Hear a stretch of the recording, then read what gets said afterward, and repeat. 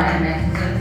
Es fällt mir schwer, mich zusammenzureißen, stark zu bleiben und die Zähne zusammenzubeißen. Oft liege ich nachts wach, es fließen die Tränen. Doch diese Seite von mir kriegt niemand zu sehen. Es gibt keinen, der mir Trost spendet. Ich werde aggressiv, wenn ich an den Tod denke. Ich fühle mich oft einsam und alleine gelassen. Fange an, einfach alles zu hassen. Manche klagen, dass sie strenge Eltern haben. Meine sind begraben und ich weiß nicht mal wo. Gott sagt mir warum. Ich frag dich wieso. Nenn mir einen Grund. Doch du bleibst einfach stumm. Gott sagt mir warum. Ich frag dich wieso. Nenn mir einen Grund. Doch du bleibst einfach stumm. Gott sagt mir warum.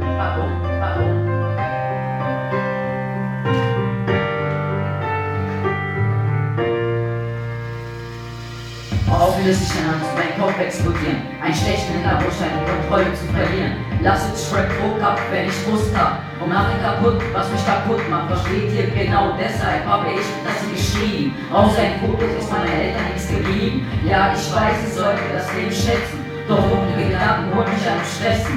So sehr, dass es mir schwerfällt zu essen. Denn ich kann meine Eltern einfach nicht vergessen. Man sagt, schwere Wunden fallen mit der Zeit. Doch immer wieder holt mich diese Trauer ein. Ich hätte gerne mit euch meine Kindheit verbracht. Hätte gern eine sorgenfreie Kindheit gehabt. Hätte gern nicht gelernt, hätte gern mit euch gelacht. Doch hätte ich schon meine Kindheit gebracht. Und Gott sagt mir warum. Ich frag dich wieso. Nenn mir einen Grund. Doch du bleibst einfach stumm. Gott sagt mir warum. Ich frag dich wieso. Nenn mir einen Grund. Doch du bleibst einfach stumm. Gott sagt mir warum.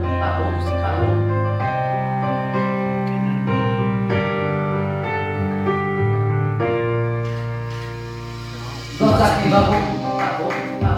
Ich frag dich wieso. Nenn mir einen Grund. Doch du bleibst einfach stumm. Gott sagt mir warum. Ich frag dich wieso. Nenn mir einen Grund. Doch du bleibst einfach. Dankeschön.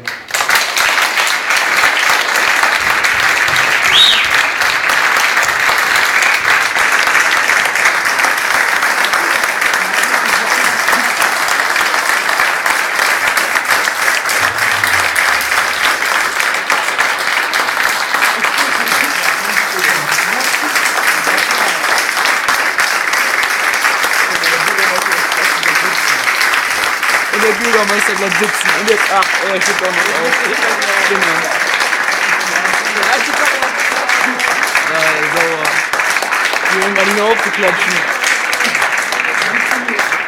Alles voll, Leuten.